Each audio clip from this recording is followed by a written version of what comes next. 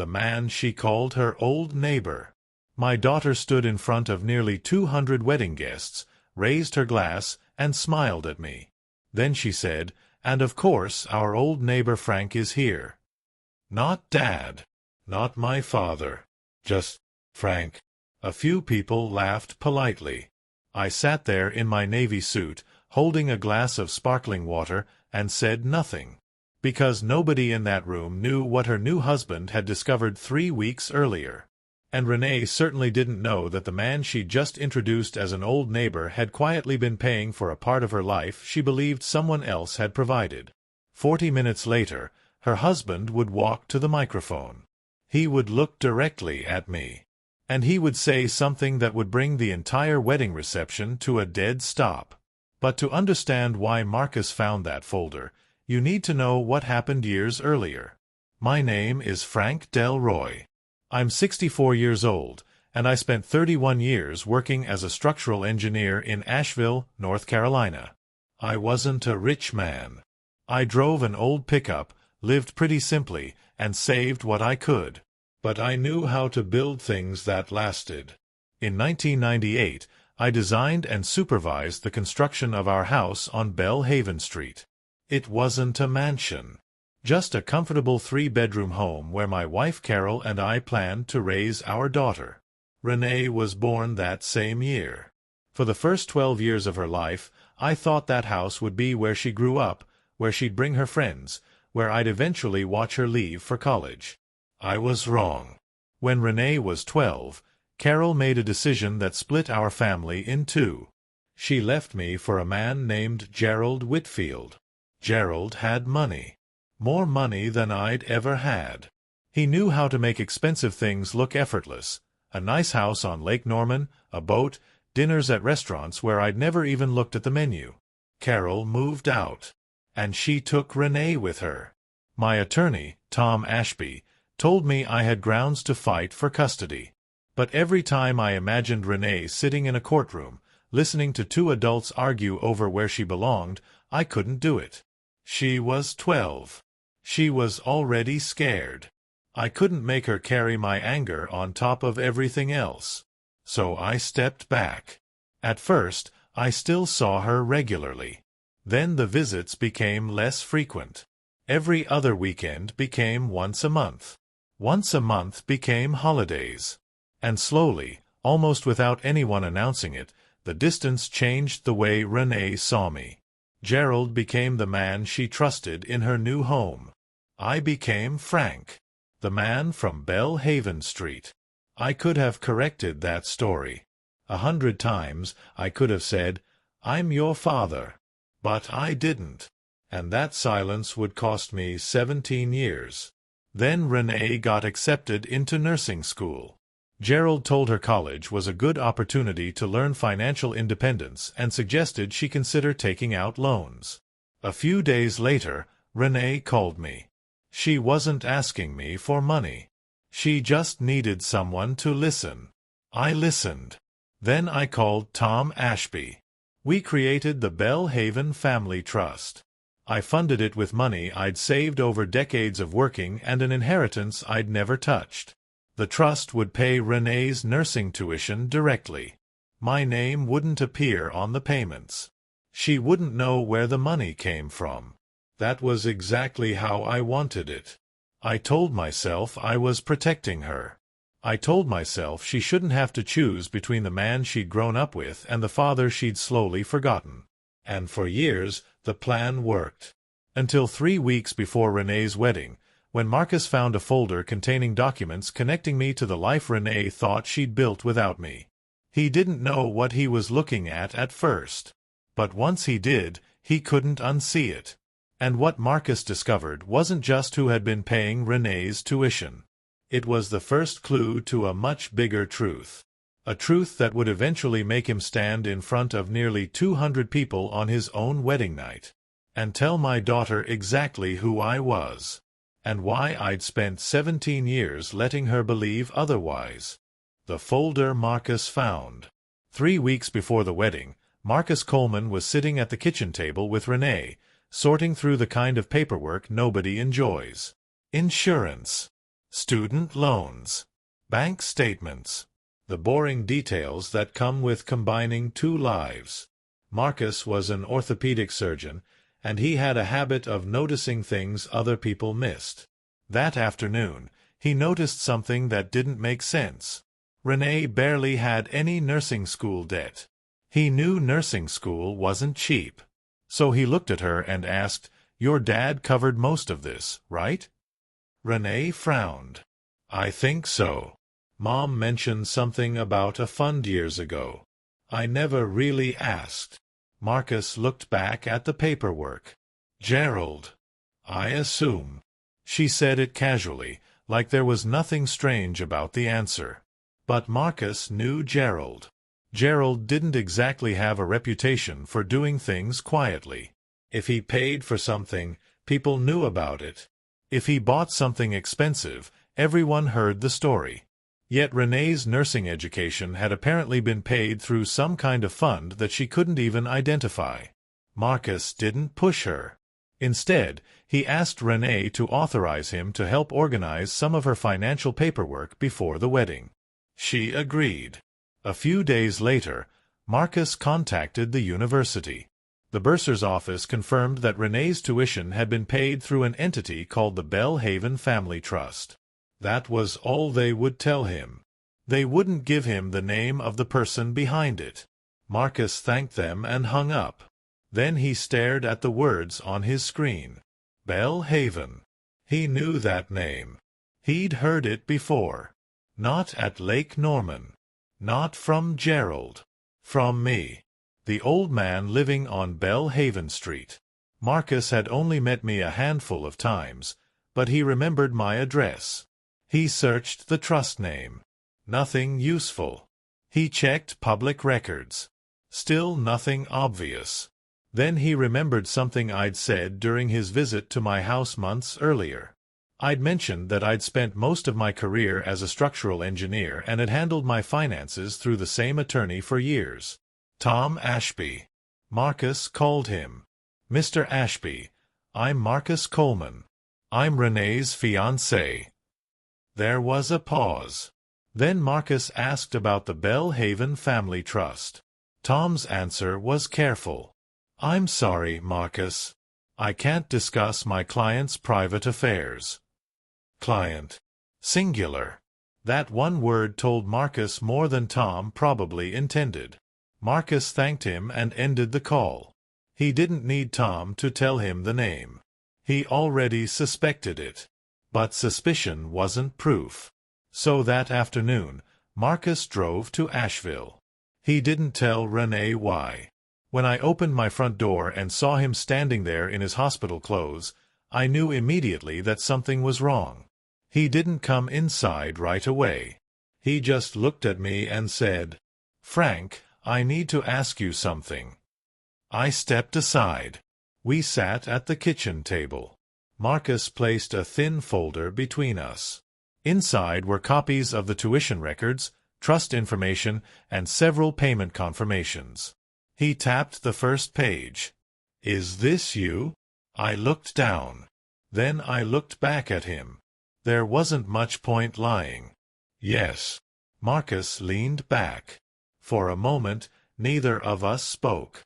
Then he asked the question I had spent years hoping nobody would ever ask. Why didn't Renee know? I told him the truth. I told him about Carol leaving, about Renee being 12, about the distance that grew between us, and about the night Renee called me after Gerald suggested she take out loans for nursing school. I told him I created the trust because I wanted to help without making my daughter feel like she owed me anything. But I didn't tell him every detail. Not yet. Marcus listened quietly.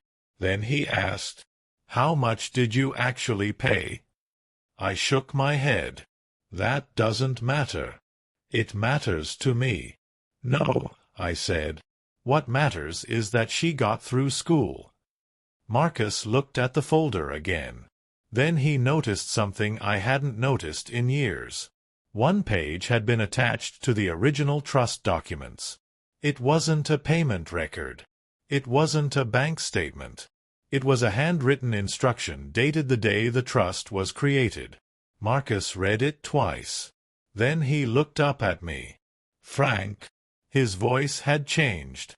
"Why does this say the trust was supposed to continue even if Renee never spoke to you again?"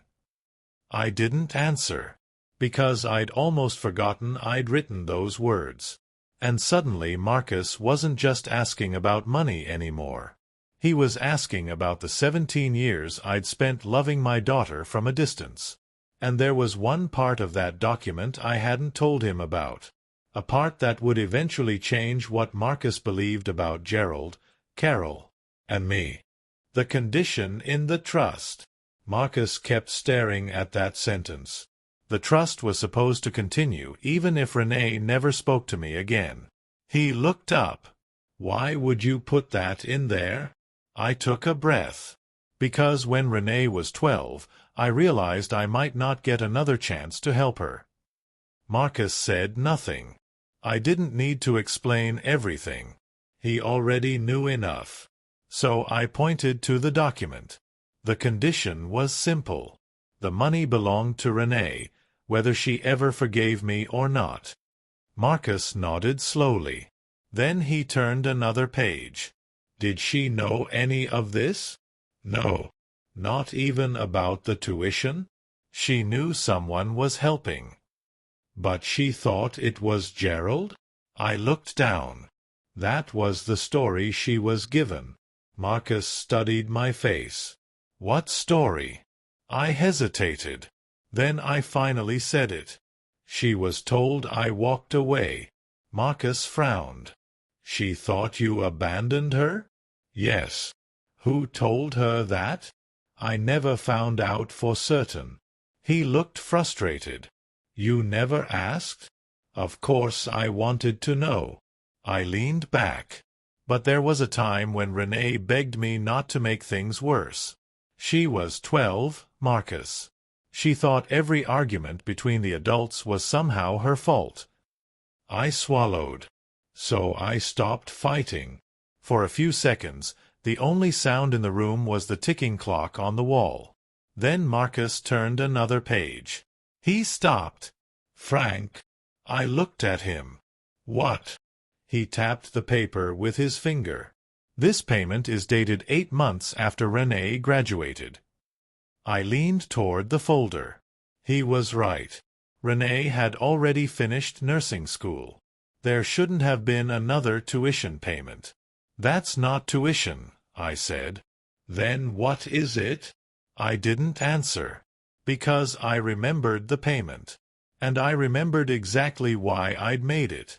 Marcus looked at me. "Who was it for?"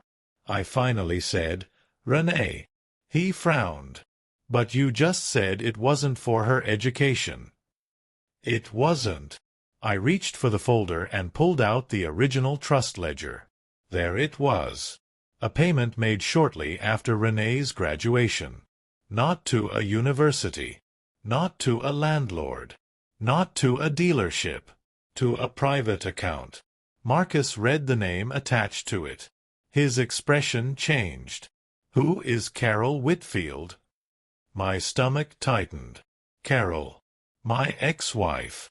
The woman who had left me 17 years earlier. The woman who had spent all those years telling Renee that I had abandoned them. Marcus looked at me. "You paid her?" "Once." "Why?" I stared at the page. "Because she called me." Marcus waited. "She said Renee was struggling.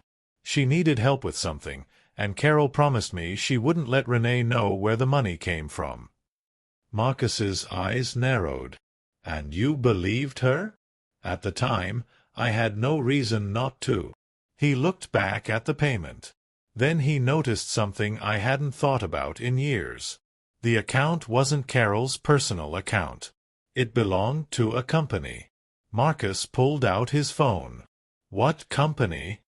I shook my head. "I don't remember." But Marcus did something I hadn't done in 17 years. He searched the name.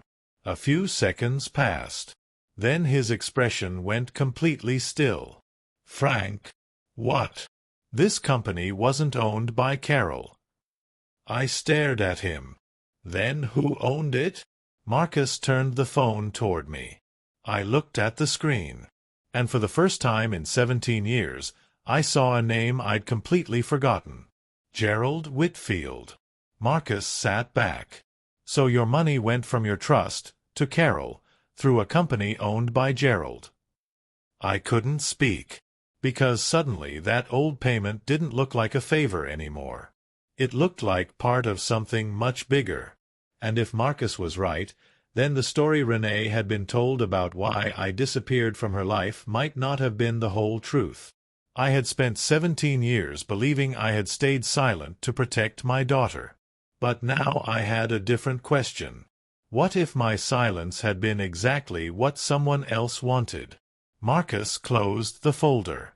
We need to find out where that money went. For the first time in 17 years, I agreed. I wasn't going to stay quiet anymore. And neither was Marcus. Because before we could expose the truth at Renee's wedding, we needed to know exactly what Carol and Gerald had been hiding. The money trail. Marcus didn't leave that afternoon. He stayed at my kitchen table with the trust ledger open between us, studying the payment we'd just discovered. The amount was $18,000. The recipient wasn't a university. It wasn't a landlord. It wasn't even an account in Renee's name. It was a company called Whitfield Advisory Group. Marcus looked at me. Gerald's company? I nodded. That was his business. He zoomed in on the transaction details. Do you remember authorizing this? No. I leaned closer to the page. I remember approving payments for Renee. Tuition, books, things like that. But not this. I shook my head. No. Marcus didn't react immediately. He pulled up the original trust documents and compared the dates. The $18,000 payment had been made under a category that allowed educational or family support expenses to be handled through an authorized intermediary.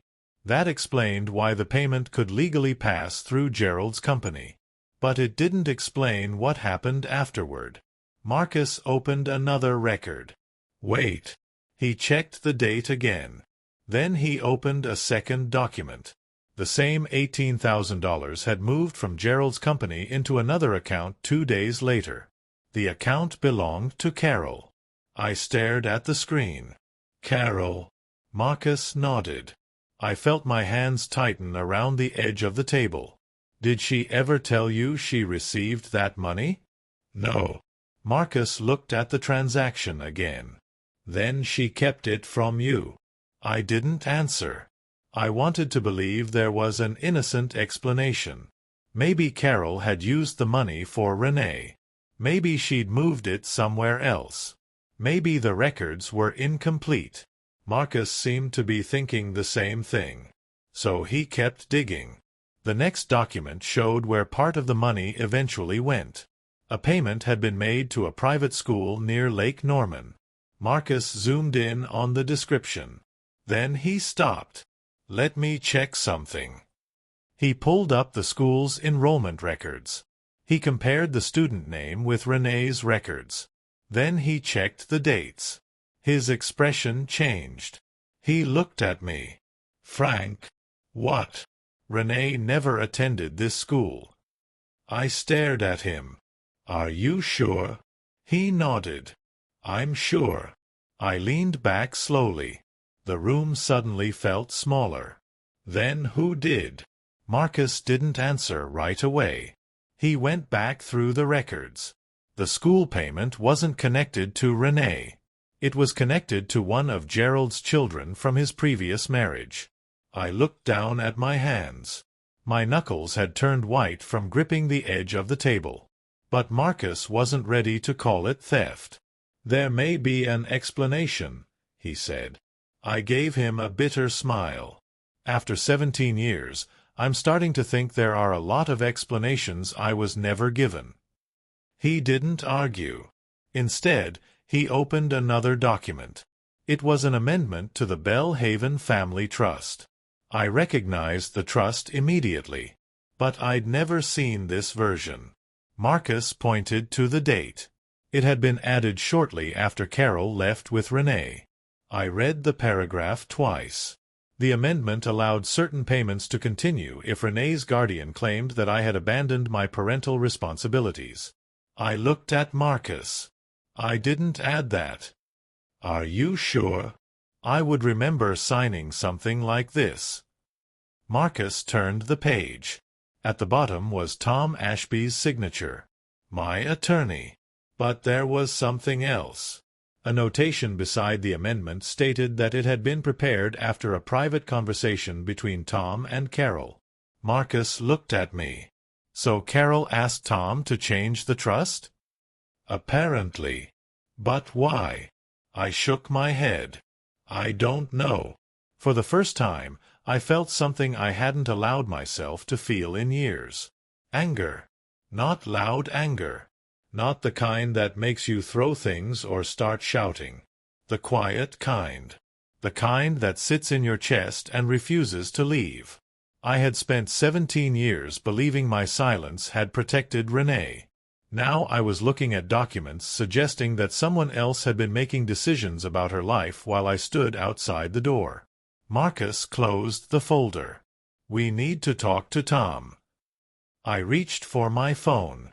But before I could call, Marcus stopped me. Frank, there's one thing we need to understand first. What? He pointed at the $18,000 transaction. The money going to Carol isn't the only strange thing. He tapped the page. There was a second transfer. I looked at him. Where? Marcus turned the screen toward me. The second payment had been made only hours after Carol received the money. And this time, the recipient wasn't a school. It wasn't Gerald. It wasn't even another family member. It was an account belonging to a person whose name I hadn't heard in 17 years. Tom Ashby. My attorney. The man who had helped create the trust. The man whose signature was on the amendment. The man who had apparently known more about my family than he'd ever told me. I picked up my phone. This time, I wasn't waiting. I called Tom. He answered on the fourth ring. Frank. Tom, I need you to explain something about the Bellhaven Trust. There was silence. Then Tom said something that made Marcus and me look at each other. Frank. His voice had dropped almost to a whisper. I was hoping you'd never have to ask me that question. And suddenly, I knew the next part of this story wasn't going to be about money. It was going to be about why Tom had kept the truth from me for 17 years. What Tom never told me. Tom stayed silent for so long that I checked the phone to make sure the call hadn't dropped. Tom. I'm here. His voice sounded tired. I looked at Marcus. Then tell me why money from Renee's trust ended up moving through Gerald's company. Tom took a slow breath. Frank, I can't give you the whole answer over the phone. That isn't an answer. I know. Marcus leaned closer. Then give us what you can. Tom was quiet again. Finally, he said, Carol asked me to make changes to the trust after she left. I frowned. What kind of changes? Changes that would allow certain payments to continue without Renee knowing where the money came from. I looked down at the ledger. So she knew about the trust? Yes. That hurt more than I expected. 4 years, I believed the money had remained my secret. Apparently, it hadn't. Why didn't you tell me? Because Carol made me promise. I felt my jaw tighten. Promise what? That I wouldn't interfere unless Renee was in immediate danger. Marcus glanced at me. I said, and you agreed? I thought I was protecting a 12-year-old girl from a custody battle that had already torn her family apart. I closed my eyes. There it was again. Everyone claiming they had been protecting Renee. Everyone except Renee herself. What did Carol tell you about me? Tom hesitated. She said Renee believed you had walked away. I didn't. I know. No, Tom. You don't. My voice cracked. I could have fought for her. I could have dragged everyone into court. I could have spent years proving I was her father. But I thought she'd hate me for making her choose, Marcus quietly said. And Carol let her believe you abandoned her? Tom didn't answer. That silence was enough. I stared at the trust documents. Then Marcus interrupted. Wait. He picked up the ledger. This transfer isn't listed as a personal payment. Tom went quiet. Marcus continued. It went through Gerald's company. Yes. Why? Tom answered carefully. Because Carol believed Gerald could handle the arrangement without Renee discovering the source. Marcus frowned. But why would Gerald need to handle Renee's money? I don't know everything about that arrangement. That was the first time Tom had admitted he didn't know something. Marcus noticed it too. Then what do you know? Tom paused. I know Carol was afraid of something. Afraid of what? I can't tell you that. Tom. I promised her. Marcus looked at me. Then he said something I hadn't considered.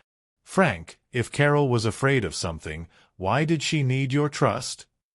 I stared at the paperwork. I didn't know. And that was the problem. For 17 years, I'd assumed the trust was simply a way to help Renee financially.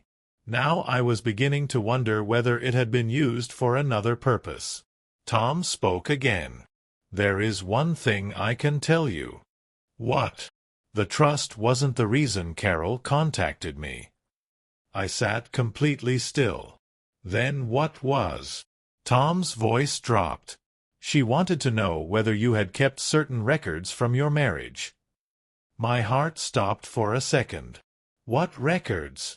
I don't know. You're telling me she asked you to investigate me? No.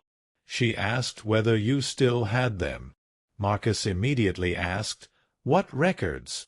Tom didn't answer. Instead, he said, Frank, I think you should look through your old files before you ask me anything else. The line went quiet. Then Tom added one final sentence. And if you find what I think you're looking for, you'll understand why Carol never wanted Renee to know the whole story. The call ended. I slowly lowered the phone. Marcus looked at me. What records? I don't know. Do you have old files? I nodded. Somewhere in the garage. Marcus stood. Then let's find them. We spent the next hour going through boxes I'd barely opened in years. Tax records. Engineering contracts. Old photographs. Insurance papers. Letters from Carol. Then, at the bottom of a battered cardboard box, I found a thin brown envelope. My name was written across the front. Not in my handwriting. Not Tom's. And definitely not Renee's. Marcus looked over my shoulder. Who wrote that? I turned the envelope around. There was no return address. Only one date. September 14th, 2009. The year after Renee left for nursing school. I opened it carefully. Inside was a single photocopied document. Marcus read it first. Then he looked at me. Frank, what? This isn't about money. He handed me the page. I read the first line. And suddenly, 17 years of unanswered questions began to look very different. Because the document contained a statement about what Carol had told Renee about me. And beside that statement was a handwritten note. 4 words. This is not true. Marcus looked at me. Who wrote that? I didn't know. But I was about to find out. And for the first time, I wasn't afraid of what the truth might do to my family. I was afraid of what it would reveal about the people who had spent 17 years keeping it from me. The box Carol left behind. The next morning, Marcus came back to my house. Neither of us had slept much. The handwritten note from the previous night was still on my kitchen table. This is not true. Marcus looked at it again. Frank, where did you get this? An old box in the garage. Why was it there? I thought about it. Then I remembered. When Carol left, she took most of her things. But she left several boxes behind. I never went through them. Marcus looked toward the hallway. You've had them all these years? Apparently. I had avoided that part of the garage for 17 years. Not because I was afraid of what I'd find. Because I wasn't interested in finding anything. Back then, every box felt like another piece of a life that had already ended. Marcus helped me move the boxes into the kitchen. Most contained ordinary things. Old photographs, tax records, school papers, a few Christmas decorations. Nothing that explained why Renee had grown up believing I'd abandoned her. Then Marcus found a thin folder tucked inside a box of Carol's old paperwork. He opened it. Inside was the statement we'd found the night before. Marcus read it again. It described what Renee had supposedly been told about me. That I had chosen not to fight for custody. That I had walked away. That I had accepted Gerald raising her. And beside those words was the handwritten sentence. This is not true. Marcus looked at me. Who wrote this? I don't know. There was no signature. No date. Nothing identifying the writer. But beneath the statement was a second line. Frank was never given the full story. I felt my stomach tighten. What does that mean? Marcus shook his head. I don't know yet. For once, he didn't pretend he had the answer. And somehow, that made the mystery feel more real. We searched the rest of the box. There were no more dramatic letters. No confession. No explanation. Just one photograph. Carol, Gerald, and Renee. Renee was about 14. She was smiling. Gerald had one hand on her shoulder. Carol stood beside them. I stared at the picture. Marcus turned it over. There was a date written on the back. Then beneath it, 3 words. After the conversation. What conversation? Marcus asked. I shook my head. I don't know. But there was something about the photograph that bothered me. Carol's expression. She wasn't smiling. Not really. She looked like someone trying very hard to appear calm. Marcus noticed it too. You recognize where this was taken? Lake Norman. Gerald's house. Yes. Marcus studied the photograph again. Then he said, we need to find out what happened that day. I looked at him. How? Someone took this picture. And somebody might remember why.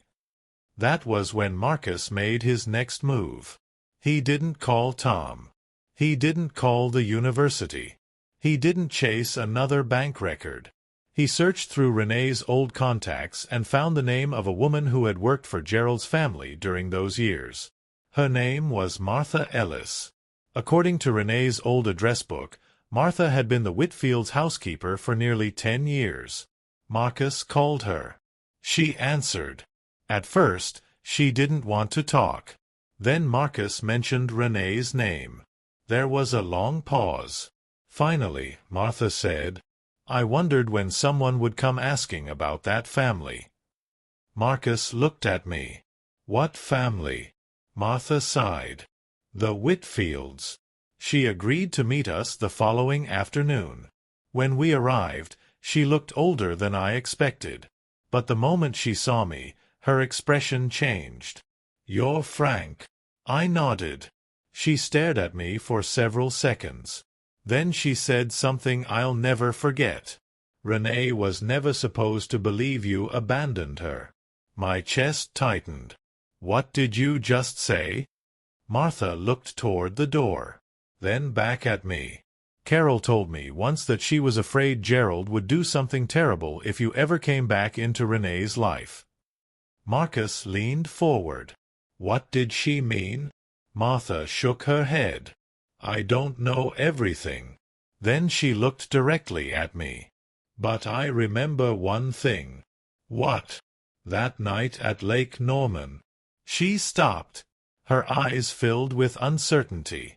Gerald wasn't angry because Frank wanted his daughter back. She swallowed. He was angry because Carol had finally told him the truth. I felt my heart pounding. What truth? Martha looked at Marcus, then at me. I think that's something you need to hear from Carol.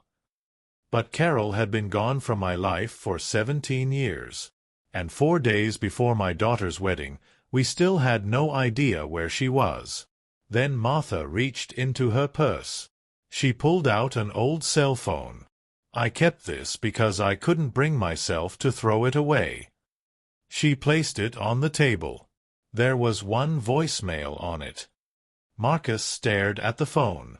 From who? Martha looked at me. Carol. And suddenly, the mystery wasn't buried in a document anymore. It was a voice. A voice that had been waiting 17 years to tell me what really happened. The truth they couldn't hide. The old phone sat on Martha's kitchen table. Martha Ellis wasn't a stranger to the Whitfields. She had worked in Gerald's house for nearly 10 years, starting when Renee was a teenager. She had seen the arguments, the awkward silences, and the way Carol changed whenever Gerald entered a room. After Carol moved away, Martha kept the phone because Carol had once asked her to hold on to it. She never explained why. For 17 years, Martha had kept her promise. Until Marcus came looking for answers. She pressed play. Static filled the room.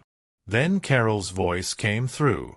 Frank, if you're hearing this, something went wrong. I stopped breathing for a moment.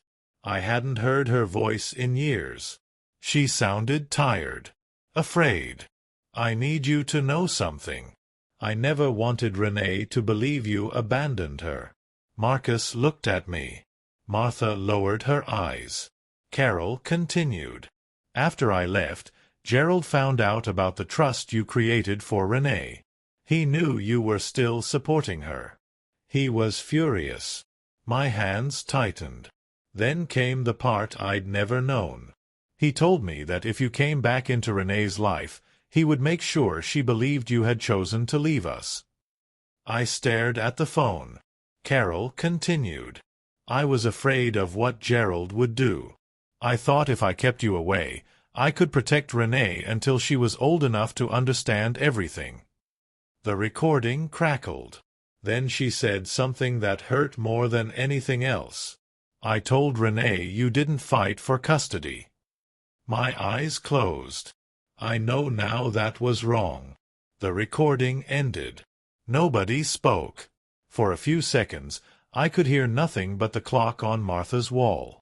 Then Marcus asked, why didn't you tell Renee the truth when she became an adult? I looked down. Because by then, she had spent years believing I was the man who walked away. I swallowed. Every time I thought about correcting the story, I imagined putting her in the middle again. I was afraid she'd feel like she had to choose between the people who raised her. Marcus nodded slowly. I understand. But I was wrong. That was the hardest sentence I'd ever said. Not because I had abandoned Renee. I hadn't. But because my silence had allowed someone else's version of me to become the truth. Then Marcus noticed something on the phone. There are 2 recordings. Martha looked surprised. I didn't know there was another. Marcus pressed play. This recording wasn't a confession. It was a conversation. Carol's voice came first. Gerald, you promised me Renee would never know about the trust. Gerald answered. She doesn't need to know where the money comes from. That isn't what we agreed. We agreed she would be taken care of. And Frank? There was a pause. Then Gerald said, Frank will stay away if he thinks that's what's best for Renee. The recording ended. No perfect confession. No dramatic admission. Just enough to confirm what the documents had already suggested. Gerald had known. Carol had been afraid. And Renee had been caught in the middle. But there was still one question. Why had Gerald cared so much about keeping me away? Marcus found the answer in the old marriage documents. There had been a financial dispute during my divorce. Gerald had discovered that some of the money I'd accumulated before the marriage was legally separate from the family finances. The trust I'd created for Renee was protected.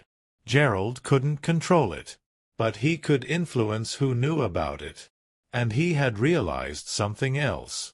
If Renee ever understood that I had continued supporting her, she might question everything she'd been told. That was the real reason they had needed my silence. Not because I was dangerous. Because the truth was. 4 days later, I sat quietly at the back of Renee's wedding. I hadn't planned to speak. I wasn't going to ruin her day. Then someone asked her who I was. She smiled awkwardly. He's our old neighbor. Those words still hurt. But this time, I didn't lower my head. Marcus stood. He walked toward the microphone. Renee, before you marry me, there's something you deserve to know. She looked confused. Marcus. He looked toward me. Then back at her. That man isn't your old neighbor. The room became silent. He's your father. Renee stared at me. I stood slowly. She looked at the documents Marcus had placed on the table. Then she looked at me. Is it true? I nodded. Yes. Her eyes filled with tears. Why didn't you tell me? I took a breath. Because I thought silence would protect you. I paused. And because I was afraid that if I told you the truth, you'd think I was asking you to choose between your family and me. She cried. I never knew. I know. Marcus handed her the trust records. Your father paid for your nursing education. She looked at the documents. Then at me. He did. I nodded. Every semester I could. Her voice broke. Why? Because you're my daughter. That was all I could say. Renee walked toward me. For a moment, I thought she might stop. Instead, she wrapped her arms around me. I held her tightly. 17 years of silence seemed to disappear in that one embrace. She whispered, I'm sorry, Dad. I closed my eyes. You don't have to apologize for something you were taught to believe. Across the room, Gerald sat completely silent. 4 years he had controlled the story. That day, he couldn't control it anymore. I didn't need revenge. I didn't need to embarrass him. I didn't need to destroy his reputation. The truth had already done what revenge never could. It gave my daughter the one thing she'd been denied for 17 years. The chance to know who her father really was.